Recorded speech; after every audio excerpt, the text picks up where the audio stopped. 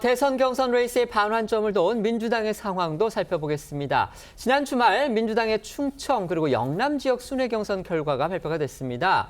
이재명 후보 예상대로 압승을 거두면서 당내에서는 어대명, 어차피 대통령 후보는 이재명 수준을 넘어서 9대명, 그러니까 90% 지지율로 대선 후보는 이재명이다. 이런 신조어까지 등장했다고 합니다.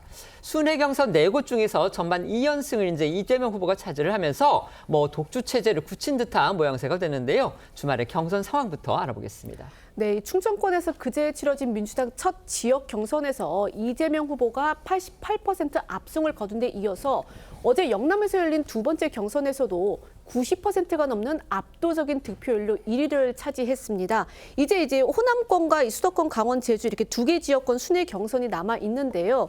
이제 이 지역 순회 경선 레이스의 반환점을 돈 거죠. 어제 기준으로 해서 이 누적 득표율은요. 이재명 후보가 89.56%로 당원들의 압도적 지지를 재확인을 했습니다. 반면 김경수 후보는 이 누적 득표율 5.17%, 김동연 후보는 5.27%로 한 자릿수 득표율에 그치면서 2, 3위 싸움을 하는 그런 모습입니다.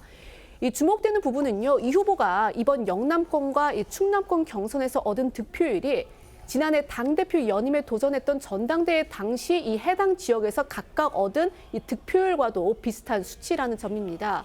때문에 정치권에서는요, 이 지난 전당대회 때와 이 유사한 흐름이다라는 그런 분석도 나오고 있는데요. 어제 영남권 경선 직후 이 세 후보들의 목소리 들어보시겠습니다.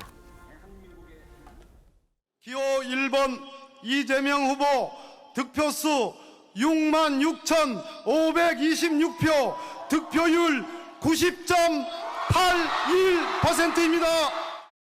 88%나 90%나 그래 큰 차이가 있는 것 같지는 않습니다. 어쨌든 우리 당원 여러분들께서 저희에 대해서 많은 기대를 가지고 계시다는 의미일 테고 저로서도 큰 책임감을 느끼고 있습니다. 힘들게 민주당 당원으로서 걸어왔던 그분들의 땀과 눈물이 배어있는 표라고 생각합니다. 남아있는 경선 기간 이제 시작이라고 생각합니다. 앞으로 남은 호남 또 수도권 경선에서 우리 당원 동지 여러분 마음을 얻도록 노력하고 또 일반 여론조사에서도 좋은 결과를 내서 벌써부터 역대 민주당 대선 경선에서 이제 가장 좋은 성적, 그러니까 압도적인 승리를 기록했던 김대중 전 대통령의 그걸 넘어설 것이다. 이런 전망까지 나오고 있습니다. 네, 말씀하신 9대명은 지난해 민주당 당대표 선거 때도 등장했던 표현인데요. 당시 이재명 당대표 후보 지지율이 80%를 넘어서자 지지자들 사이에서 90%의 지지율로 당대표는 이재명이란 뜻의 9대명이란 말까지 나왔습니다. 그런데 이번 대선 지역 순회 경선에서도 지난해 당대표 선거 때와 마찬가지로 이재명 후보가 지역 경선 4곳 중 절반에서 압도적인 득표율을 보이자 큰 변수가 없다면 90% 이상의 최종 득표율로 일강 체제를 굳힐 거란 전망들이 나오고 있는데요.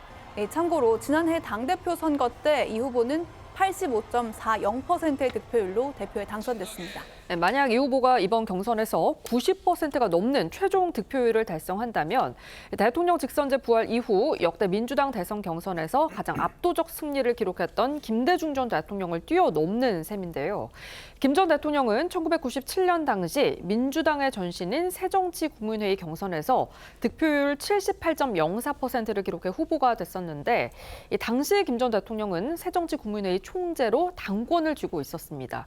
국민의힘 진영에서는 2012년 대선 경선 때 국민의힘 전신인 새누리당에서 박근혜 전 대통령이 얻은 83.97%가 가장 높은 득표율입니다. 이재명 후보 지금 4번 경선하는데 지금 2차례가 끝났는데 지금 득표율이 통합 거의 90%에 육박을 합니다. 실제로 영남 지역에서는 지금 90%를 넘었습니다.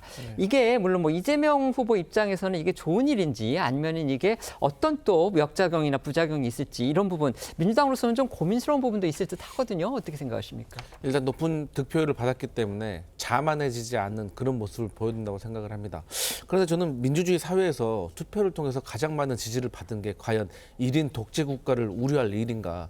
저는 그런 걱정을 하기 전에 왜 국민의힘이 지지를 받지 못하는가? 그것은 아마도 국민의힘 그 경선을 보고 있으면 민주당도 자제하고 있는 인신공격, 키높이 구두, 보정속옷 이런 거는 저희 민주당도 사실 꺼내지 않는 말을 스스로 꺼내고 있는 그런 모습들을 보고 국민들이 실망해서가 아닐까 그런 생각합니다. 알겠습니다.